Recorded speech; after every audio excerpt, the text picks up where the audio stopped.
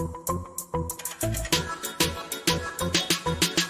don't need Netflix, you don't need cable. Hop on YouTube, welcome to the hood table, where we chop up local and global events vocally. You don't really wanna miss out on these conversations. Just joke a little, laugh a little, get that wine in your system, fill your glass a little. Expose current events, talk trash a little. You never know, these opinions might clash a little. They addicted to the content, got them binge watching. You don't like it, then you want invited. Bet your friends watching in the house and your job parking lot before you clocking. They don't wanna miss a second of this HD content. Everybody think they got something to say, so it's an open invitation, bring it to the table. But if you come whack, just know we ain't buying in. We gon' probably turn your back and tell you sorry, try again, Yeah, welcome to the hood table. You don't need Netflix, you don't need cable. Yeah, welcome to the hood table. You don't need Netflix, you don't need cable.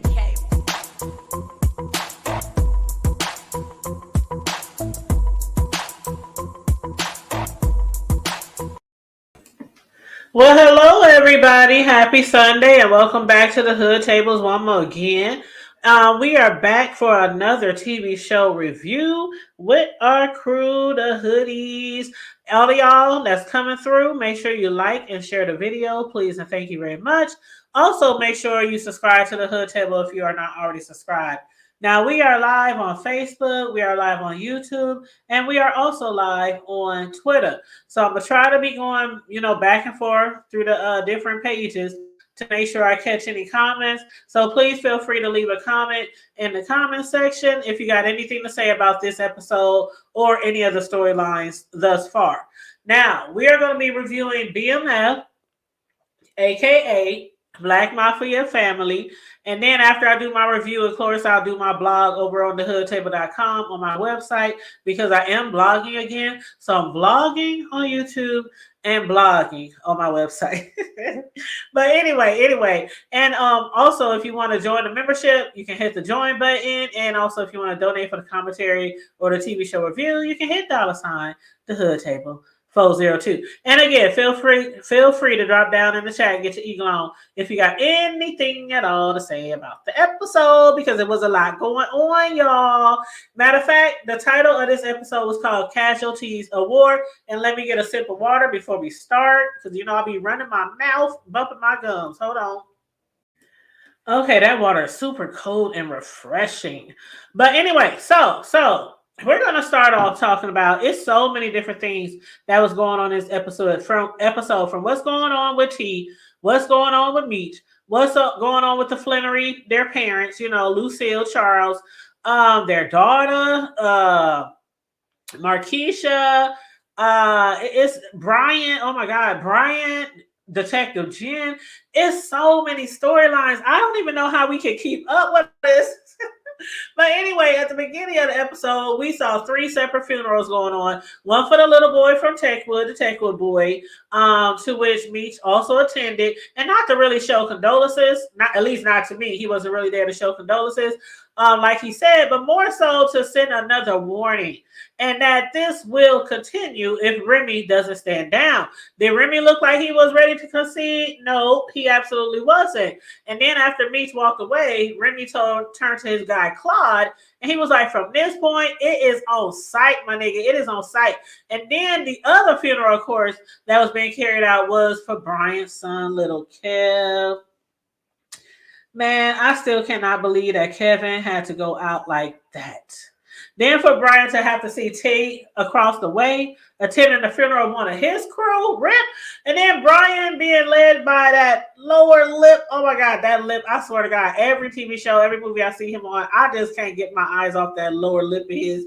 But anyway, him and that lower lip started across right over to Terry. He knocked Terry in the grave. Did y'all see that shit? The grave that I'm pretty sure Brian wished was meant for T. And, instead of the other guy they was burying, because Brian doesn't believe his son should be dead. And he shouldn't. He shouldn't. But there's a lot of things that Brian did. Like, Brian is not trying to stand in his shit. He was being very inconsiderate of the other families, mourning the losses of their loved ones. He was never trying to take accountability in this episode for any of his own actions that led up to the death of his son. So y'all let me know how y'all feel about that. But yeah, he told T, he said, my kid shouldn't be the one in the ground. And he damn sure shouldn't have to share the same soil with any of you people. You people. And that means the thugs, okay? The gangbangers, the drug dealers, all that. But then on the other side of the country, down south in the A, Meech and his crew were also mourning the loss of Rip. Both T and Meech are trying to come up with a way to put an end to their losses. So when Meech attended the Techwood boys' funeral, he noticed that it seemed like Claude wasn't exactly feeling Remy's tactics. So while having a drink with Duffy, I just love me some Duffy, y'all. I don't know, it's something about him. I just think he's really cute. But anyway, Meech told him, look, I think if we get at Claude, we can get to Remy and maybe take them out from the inside. Then maybe we can make an alliance with the Techwood boys and take out the MKs. So between the North and the South crew, the brothers had a lot going on, including the Beast. What I'm sure Meech didn't expect, though, child, this was the funniest part of the show, of this show. They always throw a little comedy in there. But what Meech didn't expect, though, was to have an ongoing beef with his lovely lady neighbor, Mrs. Watson. The lovely black Karen, those black people who act like the white people in the suburbs.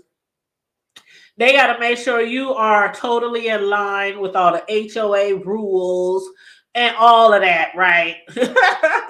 I was just talking the other day about how we used to have a basketball rim on our curb right in front of our house. It like leaned on the curb. You know how people do sometime in the hood. They put a basketball hoop on the curb and then they put sand inside of it or water inside of it. Then they put bricks on top of it. So if they dunk it on it or anything like that, the thing won't move. That ain't something that you too much see in the suburbs. And he got this neighbor who I think doesn't want him there, but she can't keep her ass out of his yard, off of his property. Talking about he's breaking HOA requirements, like his grass should be a certain level, things like that.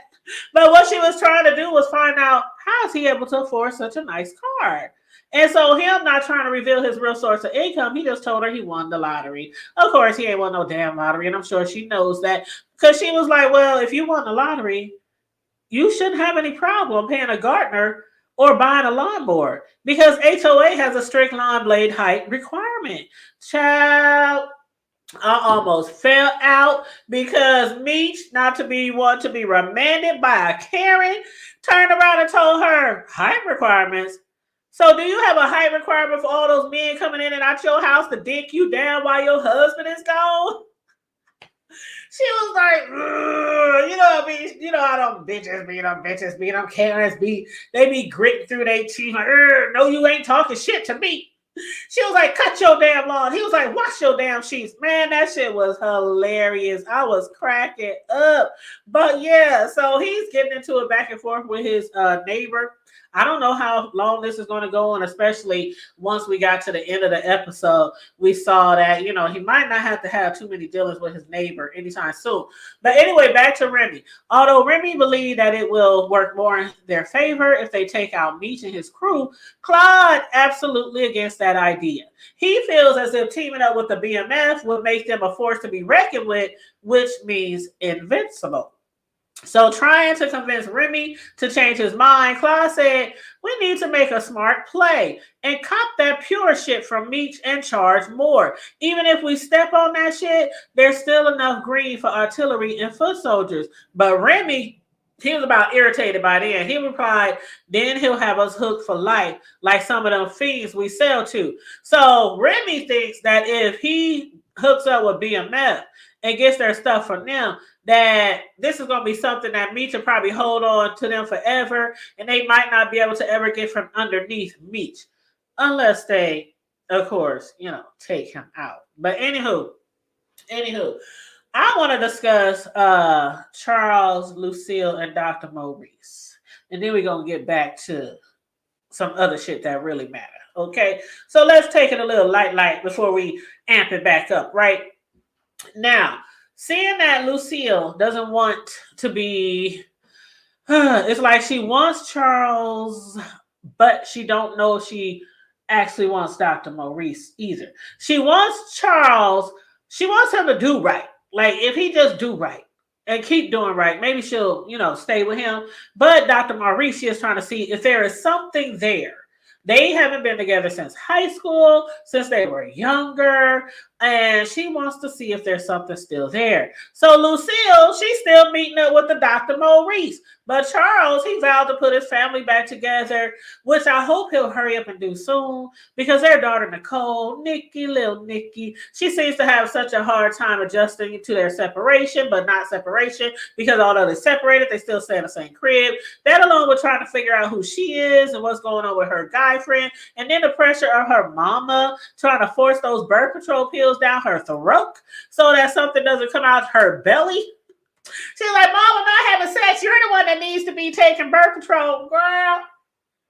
If Miss Lucille didn't do one of my mama's moves, she got up all in that face with her finger right in front of her nose, basically like, don't you ever in your life talk to me like that again. Take the goddamn dang birth control pills. And then we still have Lucille, like I said, meeting up with the Dr. Maurice. Charles is still trying to keep the hope alive, though. Keep hope alive, Charles. Despite seeing his wife looking all beautiful and things, preparing for a date with the doctor. But because he appreciates her being honest with him, he agreed to giving her all the space that she needs to figure things out, of course. And when he told her that, I just couldn't help think, but will this make him step outside of his marriage again? What do y'all think about that? Do y'all think with him seeing Lucille doing the same shit he did to her, would that make things better? Like really keep him trying to make her change her mind and make her, fall back in love with him again? Or will he be like, well, fuck it then. You want to go out and do this with that nigga with the doctor? I'm going to just keep doing what I was doing in the first place. So y'all definitely let me know about that because I really do hope that they get back together. But then we saw, how later down the line, the doctor was needed. Now, let's discuss Henry for a little bit. Henry, I do not like me some Henrietta. Somebody said that Henrietta, I don't know why this character was necessary. I really don't know why this character was necessary. But some people think that maybe she might not make it into the next episode. Y'all let me know what y'all think about that. If y'all think that she'll make it into the next episode, I'm really not feeling her. But, some of the things that she do really is funny. So, I got to give it to them for that. But sometimes I think that the storyline or whoever the writers are, like... I don't know. Y'all missed the point. Y'all Fitty. I think y'all missing the point. But anyway, I'm gonna start calling her flamethrower, or as she likes to call herself, dragon. Okay, dragon. But yeah, Remy. Why did I just call her Remy? Henry. She is so pissed off at T for running around claiming to be the king of Detroit or acting like the king of Detroit when her manly ass claims that she doesn't want to be the king, but instead she wants to be a dragon, a fire-breathing dragon. And I was like, again, what's up with the writers? That's why I'm calling her a fire-breathing dragon, because we see her, she keeps having these flames, this flamethrower. I don't even know what you call it. But T came to her, I'm coming to you man to man. I want to talk to you man to man, even though she's a female, but she's, okay, man to man. However, Henry, in those sort of terms, wants to end the war with BMF. What she told T was, understand me when I say we cannot be allies, associates, damn sure not friends. Ain't no world in which we are paisanos. Only reason I ain't wiped your ass out already is because I'm going to have fun taking it slow, nice and slow. Me breaking BMF, the ultimate prize. So that's her goal. She don't want no peace treaty. She don't want no dap. You go your way, I go my way. None of that. She wants to totally break them down. That is her ultimate goal. So after not being able to get through to Henry, what does T do? He decided to pay her father Blaze, the cop-turned-drug kingpin, a visit. Because per Markeisha, Frank Andreas, a.k.a. Blaze, a.k.a. Henry's father, has some strong, serious political connections. At least that's what Markeisha's husband Boone told her. So T decided to go over Henrietta's head. So right now, though even Blaze ordered his daughter to make peace with T, I don't know if Blaze really will ever get through to Henry. She wasn't trying to hear anything he has to say. After speaking to her father, Henry's guy asked her, "Did you peep how T and Diz was looking at each other when T came to you? So what's them too tight now?" Listen, y'all. Mm-mm-mm. All right, thank y'all for being so patient. My son's friends are showing up. Y'all know, and thanks for everybody who's been keeping us in y'all prayers. Because my son's friends, they lost a friend of theirs a few days back by gun violence. So they've been, getting together with all their friends. Anyway, so their friends is coming through, grieving and anyway. So I might have to step away a few more times to answer the door for a few more friends, but I'm gonna try to keep this really short. But anyway, so back to what I was saying, and again, make sure y'all please like and share the video on your way in. But so this is what I was talking about. Henry's guy, when T had came to see Henry, Diz was standing over to the side, looking like T. I'm like, where's okay, Diz does not have a poker face. He was over there, like his eyes was going back and forth to T, back and forth to Henry, looking down at the ground. I mean, I'm like, child, if you ain't looking as guilty as sin. But anyway, I don't think Henry noticed it. But her friend did, or her guy, one of her goons, one of her, they did notice it. And they was like, did you see how he was looking at T? When y'all was two, is the two of them, are they tight? Are they friends? Are they cool? Are they what? And it was in that very moment that Henry knew that something was up with T and Diz. Now, remember a few episodes ago, when Henrietta had bought all the stash from the Connect, right? She bought all the stash and left T and them with nothing to purchase, right? She even had managed to get Lops and Diz to purchase from her, get supply from her. And T couldn't believe that Diz had went along with that, because he was like, man, that dude has always been loyal. He's always been down with us. I've been knowing him since he was in Little League baseball.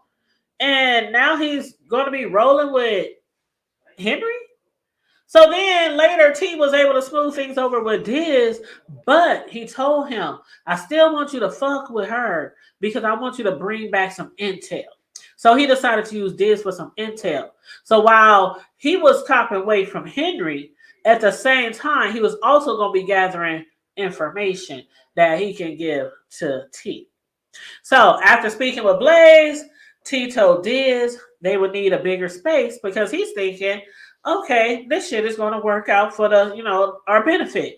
So he thought. So Diz told him that he was going to be starting up a burger joint and offered space to T.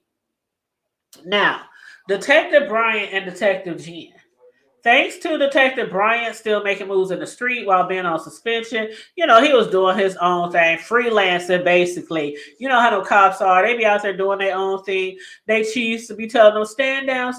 I don't want you back on that investigation, and leave it to someone else. And they seem to never can let it go, right? So now, instead of being on suspension, he is unemployed. But not only that, since Jen was also freelancing with him and disobeying orders as well, she is now also suspended, like Bryant was at first. So Bryant, hearing that he was fired, I believe he probably was thinking, he ain't got shit else to lose.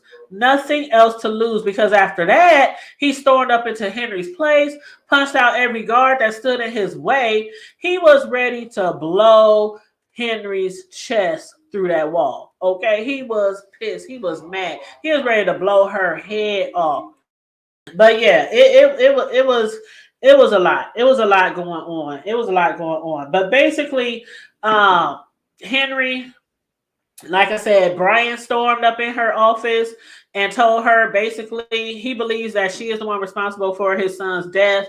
She didn't kill him. It was basically her setting up his son to be raped in jail, assaulted, beaten because of Brian not being able to get the load from Meech. Be able to steal the load from Meech. The all the drugs and stuff, and so his son couldn't take it. I still think, like I said, he was embarrassed. He was ashamed. He felt like he let his father down. And on top of that, I mean, something like that happens to you in the joint. I mean, when usually that stuff happens to people, right? When they get attacked in jail or prison, it continues on. Like it ain't usually just no one time thing. It continues on, especially if they think they're dealing with somebody who won't fight back. So Brian to unalive uh wasn't able to unalive Henry at this time. Instead, her father came through, Captain Saberho. He came through and saved her from being killed. He was like, "You ain't about to put one in my daughter's chest. I don't understand her. I might not like the stuff that she do, but it ain't about to go like down like this, brother. At least for now." So Henry is saved from now. Henry is saved from now, thanks to her father appearing out of nowhere to come to her rescue. And so unless Brian wants to join his son on the other side, he had better stand down, and that he did. So Henry's father, nor his guards plan on killing Brian. They need to instead teach him a lesson. And they did, however, put a good beating on him at the same time before dumping him somewhere on the street. Now, as far as back to Meech and his crew. Now, before sitting down to dinner with his crew, Meech had asked about Laz's whereabouts. Duffy believed that the Red Dogs might have caught up with him. And so Meech told Tina, and remember I was telling y'all, I was like, I don't know how Tina is going to play into all this, because remember Tina, the little girl Tina, she was like a sister to Meech's ex. The girl Lamar's baby mama. She was like their sister to the siblings after Monique passed away. She's also the underage girl that still sneaks in clubs, thanks to Monique making her a fake ID. And again, rest in peace to Monique, who was the mother of Zoe and T, the kids that Tina said she was siblings to. So Cash Doll, who played Monique. Remember, she was killed off in season 2 by crazy ass Lamar, her baby daddy. And remember, Mo had told Lamar that Zoe wasn't his daughter. And while Lamar was strung out, Mo's mother was caring for Zoe and T, which Meech is also supporting. So Mo, who was a paralegal, she inspired Tina to study pre-law. And that's how the heck she got down there. So I'm thinking, she's down here practicing pre-law. So how is she going to be used in this season? And now we see, basically, she's doing some of the same thing that Angel is doing, and that's getting intel. Okay, she has a store set up and also begin intel down at the club. So Meech told Tina that between the club and the store, they need more clients, and whoever Tina brings in, he needs Duffy to make sure they are vetted before they get down. So later on, Meech and Tina, while driving along, the Red Dogs hemmed up Duffy as well. They then tried to sick one of the dogs on Meech and Tina, but Meech was fortunately able to get away. So now he has to find out what's going on with I keep saying his name wrong. Just Laz. That's his nickname, Laz. Duffy and Greenie. Angel, she offered again the ear hustle down at the strip club, which she seems pretty good at. And I've seen on other posts and other blogs that some people think that Angel is going to end up turning on Meech. Me personally, I don't think so. I really think that she really does like Meech. Now, I guess if her life depended on it, maybe if it came to that, she might be like, okay, I just got to rat you out. But I don't think she will make it to live to tell about it. So y'all let me know about that. How do y'all feel about Angel? She's really good at ear hustling, and she's really good at gathering information. She even been getting information from the ADAs. Both because Laz and Duffy should have been released by now. So as far as Greenie, Meech didn't seem as too concerned with him, but he was really concerned about Duffy and Laz. And then come to find out, thanks to Angel's seduction, She was able to find out that Greenie has been picked up by the Georgia Bureau of Investigations due to Greenie's dealing with thugs, dealers, killers, etc. So from what Angel found out, Greenie, after being picked up, implicated Meech for the shooting of Big Mike. And they just impaneled a secret grand jury for Meech. So the GBI is now looking for Meech. Then, while discussing this with Duffy and Angel, Last falls in talking about they was trying to get him to flip on Meech too on some murder. So that means Meech needs to get low, stay low, lay low. So not only is the Red Dogs coming for them now, but the Red Dogs, the DA, the GBI, and let's not still forget Remy and Glock. Okay? They got a lot going on. But after making sure his crew had the info for Ty's old lawyer, he's packed up his shit, headed to the Lou. St. Louis, that is. Because he claims his boy Jay Pusha is already up there, ready for Meech to join him. So we have to see how this is going to work out now. I don't know if things is going to pan out the way Meech wants it to, because his team, of course, doesn't want him to leave, but they also know that he's in danger if he stays there. Not only from Remy or Glock, but from the authorities, the feds, the DAs, the Red Dogs, and everybody else, okay, who's coming for his neck. So he's going to go to the Lou. He promises to still send money down to his peeps down in the A. But he told them, don't also forget that y'all still owe me money. So don't be down here just chilling, just spending the money that I'm sending y'all. So I don't know how this is going to work. He's still paying them and sending them money. Even though he'll probably have a whole new crew, or he'll probably have to be doing everything by himself.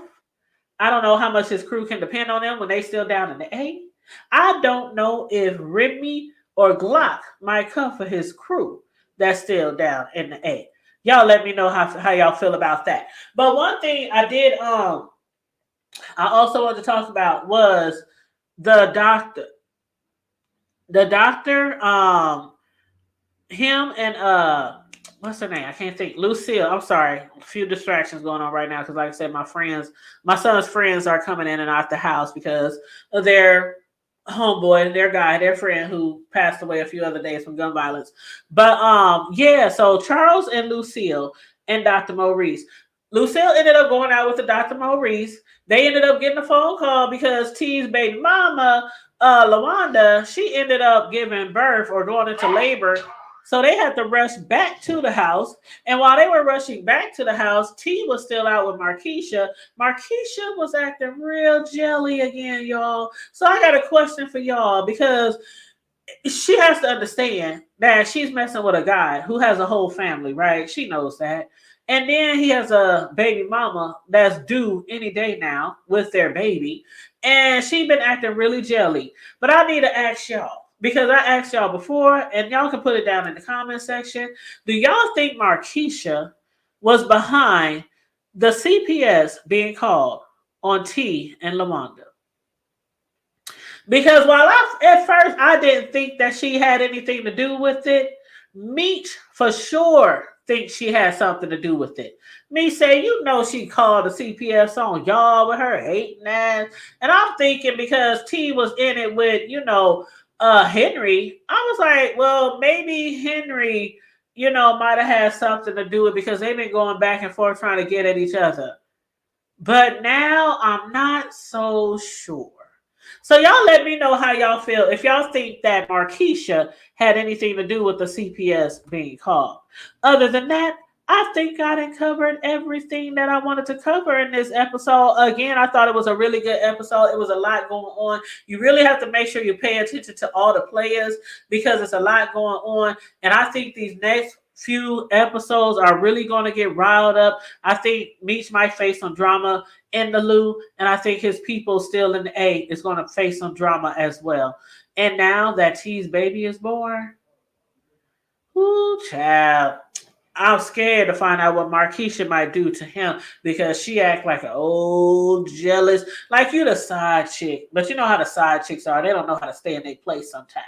So anyway, y'all let me know how y'all feel about that. Make sure y'all like and share the video again. Make sure y'all subscribe to the Hood Table again. If y'all not subscribed, please feel free to join the membership. Also, to donate to the commentary, $sign the Hood Table 402. Thank you. Stay safe, be blessed, remain vigilant at all times, and always remember to keep it hood. I'm out.